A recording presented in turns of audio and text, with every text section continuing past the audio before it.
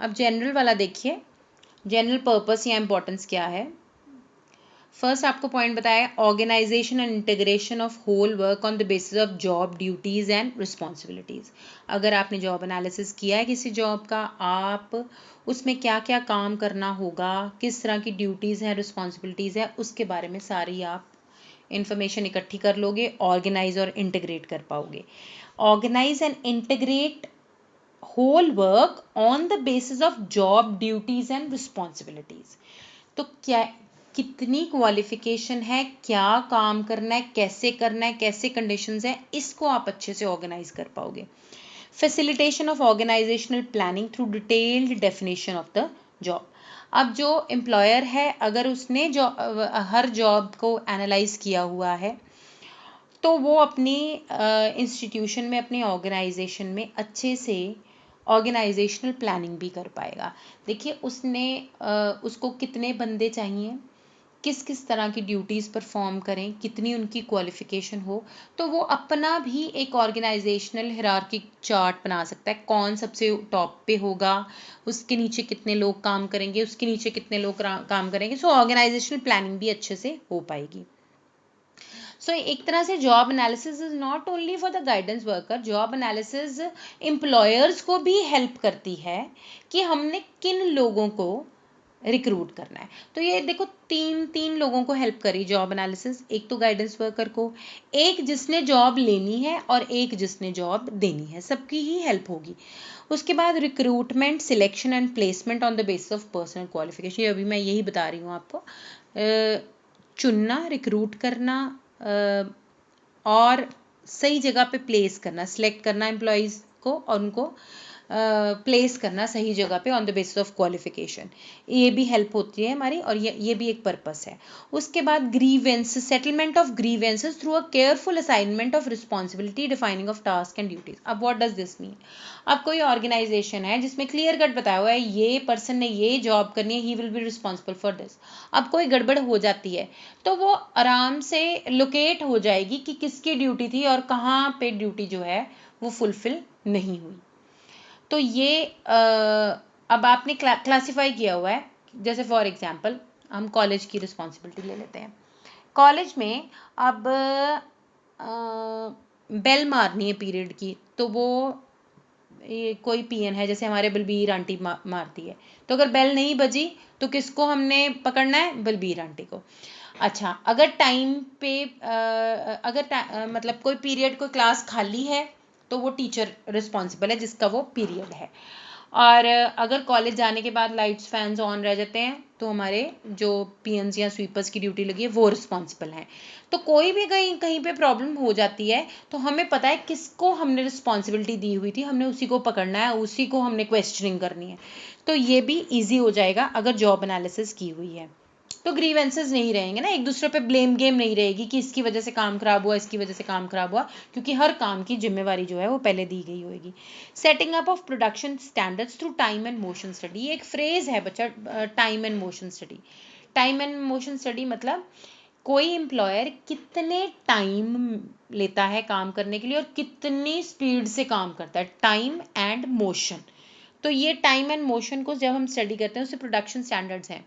अब जैसे for example एक लेबर का बंदा इतने घंटे में मान लीजिए कितनी पैकिंग्स करता है किसी चीज़ की, कोई पैकिंग इंडस्ट्री है तो कितनी पैकिंग्स कर रहा है और कितने टाइम में कर रहा है, उसका हमें एफिशिएंसी का पता चल जाएगा। सो प्रोडक्शन स्टैंडर्ड इससे पता चल जाएंगे कि कितनी एफिशिएंटली प्रोडक्शन। अब आपको पता है आपके जो लेबर, आपने 10 लेबर के बंदे लगाए हैं जो इतने घंटे में इतना काम करते हैं, तो आपको पता होगा कि आपकी उस फैक्ट्री में कितनी पैकिंग हो जाएगी इतने घंटों के बाद, या 10 दिन में आप कितना प्रोड्यूस निकाल सकते हो, क्योंकि आपको अपने अपने जो जो आपके मजदूर हैं या लेबर है या जो एम्प्लॉयज़ हैं, आपने उनकी टाइम एंड मोशन स्टडी की है। तो आपने अगर किसी नए बंदे को भी रखना है तो आप उसकी पहले ये टाइम एंड मोशन स्टडी करोगे, ये कितने घंटे में कितना काम कर लेता है, कितनी एफिशिएंसी से, तभी उसको रिक्रूट करोगे, ताकि आपकी इंडस्ट्री का या आपकी फर्म का जो है प्रोडक्शन ना गिरे। उसके अलावा नेक्स्ट है वेज एंड सैलरी एडमिनिस्ट्रेशन के लिए भी, कि आपको पता है कि कौन सी जॉब में कितनी ड्यूटीज़ हैं, क्या वर्क कंडीशंस हैं, उस हिसाब से आप क्या स्किल्स रिक्वायर्ड हैं, कितनी मुश्किल जॉब है, क्या क्या जिम्मेवारियां जो हैं वो पूरी करनी पड़ेंगी, उस हिसाब से आप सैलरीज भी डिसाइड करोगे और इसी के आधार पे आप ट्रांसफ़र और प्रमोशंस भी डिसाइड करोगे। ट्रेनिंग प्रोग्राम कितना चाहिए होगा वो भी जॉब एनालिसिस पे डिपेंड करेगा। जॉब को एनालाइज करके आपको पता चल जाएगा कि आने वाले एम्प्लॉय को आपको कितनी ट्रेनिंग देनी पड़ेगी before keeping him in the job. और वर्क कंडीशंस को इम्प्रूव करने में भी जॉब एनालिसिस का हेल्प होता है, क्योंकि हमें पता चल जाता है जब हम एनालाइज करते हैं, हम रियलाइज़ करते हैं कि किसी जॉब का जैसे मैंने अभी आपको बताया कि मे बी कोई कारपेट इंडस्ट्री है, वीविंग इंडस्ट्री है, उसमें क्या होता है कि हल्का हल्का फाइबर आप इनहेल करते हो। जब फाइबर इनहेल करते हो तो आपकी लंग्स में प्रॉब्लम आती है, सांस की प्रॉब्लम होती है, अस्थमा होता है। सो अगर हमने जॉब एनालिसिस की है और हमें किसी जॉब में पता चल रहा है कि ये हेल्थ इश्यूज आ सकते हैं, तो हम वो हेल्थ इश्यूज भी रिमूव करवा सकते हैं। एक तो एम्प्लॉय को पहले पता चल जाएगा, और अगर उसको वैसी कोई हेल्थ इशू ऑलरेडी है तो वो उस जॉब में नहीं आएगा। प्लस जो एम्प्लॉयर्स भी हैं वो कोशिश करेंगे कि वो हेल्थ जो डेंजर है उसको कम से कम किया जा सके।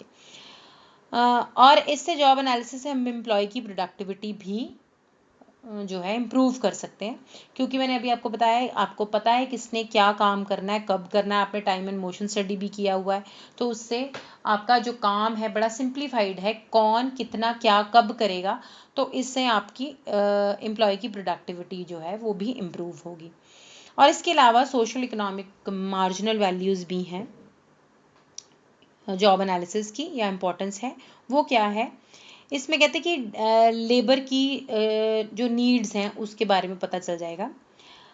नीड्स इन टर्म्स ऑफ कि क्या रिक्वायरमेंट है किसी भी इंडस्ट्री में, जिस हमने जो काम वाले लोग रखने हैं या लेबर रखनी है, उनसे हमें क्या क्या ज़रूरतें हैं, क्या क्या उन्हें आना चाहिए, तो इससे हम अच्छे से वोकेशनल गाइडेंस और ट्रेनिंग दे पाएंगे। उसके अलावा हम जॉब अपॉर्चुनिटीज़ के बारे में पता कर पाएंगे और सही तरह के लोगों को सही जगह पे भेज पाएंगे। इससे अब जब देखिए when the round peg is in the round whole, एक कहावत है कि put the round peg in the round whole, अगर हमने ये किया हुआ है तो उससे एम्प्लॉय अनरेस्ट भी नहीं होगा, क्योंकि एम्प्लॉय तभी जॉब ज्वाइन करेगा अगर वो जॉब की जो कंडीशंस हैं उससे सेटिस्फाइड है।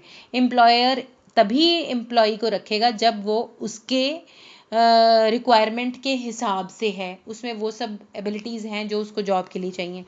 तो इस तरह से दोनों पार्टीज खुश रहेंगी और एम्प्लॉय अनरेस्ट भी नहीं होगा।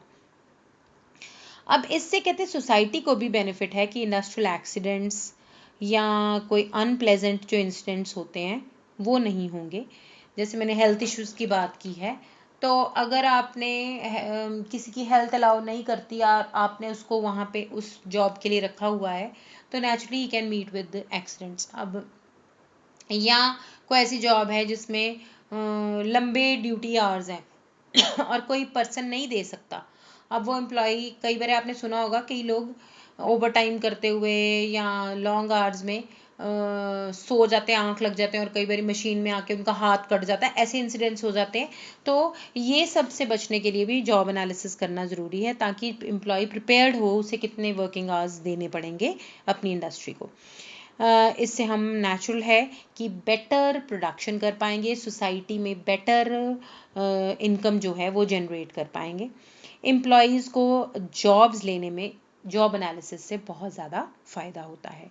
तो ये है आपका पर्पस या इम्पोर्टेंस ऑफ जॉब एनालिसिस। और लास्ट इसमें टेक्निक्स और मेथड्स हैं।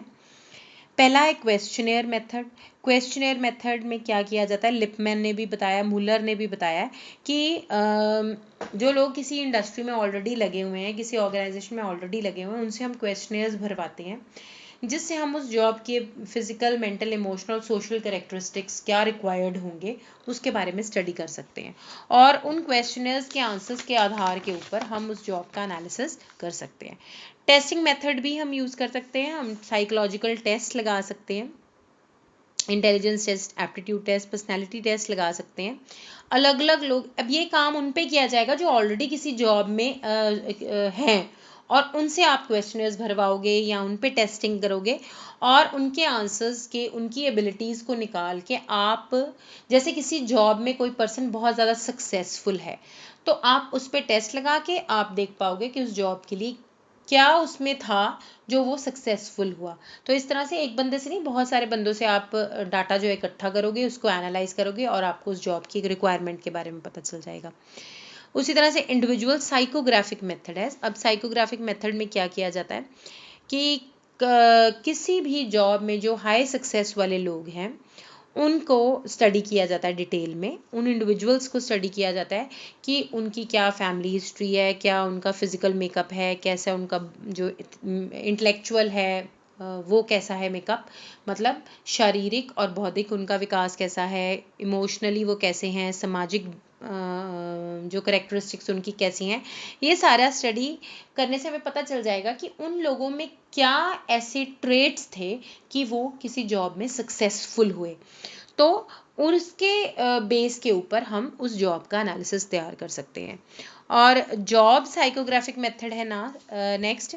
अब इसमें हम, जैसे हमने इंडिविजुअल को स्टडी किया है उसी ढंग से हम जॉब को भी स्टडी कर सकते हैं अच्छे से, कि किसी जॉब के अंदर किसी ऑक्यूपेशन के अंदर क्या रिक्वायरमेंट्स है उसको साइंटिफिक ढंग से स्टडी करेंगे। जैसे हमने किसी इंडिविजुअल में क्या था कि वो जॉब को सूट किया, उसी तरह से एक जॉब में क्या है कि हम उसके लिए सूटेबल इंडिविजुअल ढूंढ पाएँ।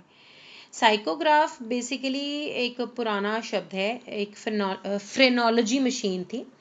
एक्चुअली पहले लोगों की इंटेलिजेंस उनके हेड के हिसाब से, उनका हेड का साइज़ कितना उस हिसाब से निकाली जाती थी, अगर आपने इंटेलिजेंस की थ्योरी पढ़ी है तो वहाँ से ये टर्म लिया गया। साइकोग्राफ उनके हेड को स्टडी करता था फ्रेनोलॉजी के मेथड से और पता करता था। सो हमने यहाँ साइकोग्राफिक, इंडिविजुअल साइकोग्राफिक मेथड लिया है कि हमने बेसिकली करना उस इंडिविजुअल को स्टडी है, तो वहाँ से ये वर्ड लिया गया है साइकोग्राफ। अच्छा, पांचवा इसमें एक्टिविटी मेथड है। एक्टिविटी मेथड का मतलब कि हम उस जिस जॉब का एनालिसिस करना चाहते हैं वहाँ पे जाएंगे, उस वर्क प्लेस पे, उस इंडस्ट्री में, और देखेंगे कि वहाँ के लोग क्या क्या काम करते हैं। तो आपको पता चल जाएगा कि जिस जॉब के लिए भी आप किसी इंडिविजुअल को डायरेक्ट करना चाहते हो उसको वहाँ जाके क्या क्या काम करना पड़ेगा वो आपको पता चल जाएगा। सो इसमें हमें ये भी पता चल जाएगा कि कौन वर्कर्स अच्छे से काम कर रहे हैं, कौन एवरेज हैं, कौन बिलो एवरेज हैं। ये भी हमें एक्टिविटी मेथड से पता चल जाएगा उनके काम को देख के। और इससे हमें ये भी पता चल जाएगा कि आपको कैसे उस जॉब में तरक्की मिल सकती है, या आप कैसे उसमें इम्प्रूवमेंट जो है वो ला सकते हो। तो स्टैंडर्ड आपको पता चल जाएगा कि कितना आपने, इतना तो आपको आना ही चाहिए अगर इस जॉब में आपने काम करना है, इतना का ये एक्टिविटीज़ आपको आती होंगी तो आप ये जॉब ज्वाइन कर पाओगे। जैसे टाइपिस्ट है तो वो होता है इतने वर्ड्स पर मिनट टाइप कर, एटलीस्ट इतने वर्ड्स पर मिनट टाइप कर सकते हो तो आपको ये जॉब मिलेगी। सो इस तरह से आपको एक्टिविटीज़ जो है वो वर्कर्स को ऑब्जर्व करके पता चल जाएगा। सो ये अलग अलग मेथड्स हैं जॉब एनालिसिस के। With this we finish with this chapter. और अगर आपको कोई और भी मेथड्स मिलते हैं नेट से, आप खोजते हो या किसी और बुक से, you can add on to this method. Thank you so much. We will take some other topic next time.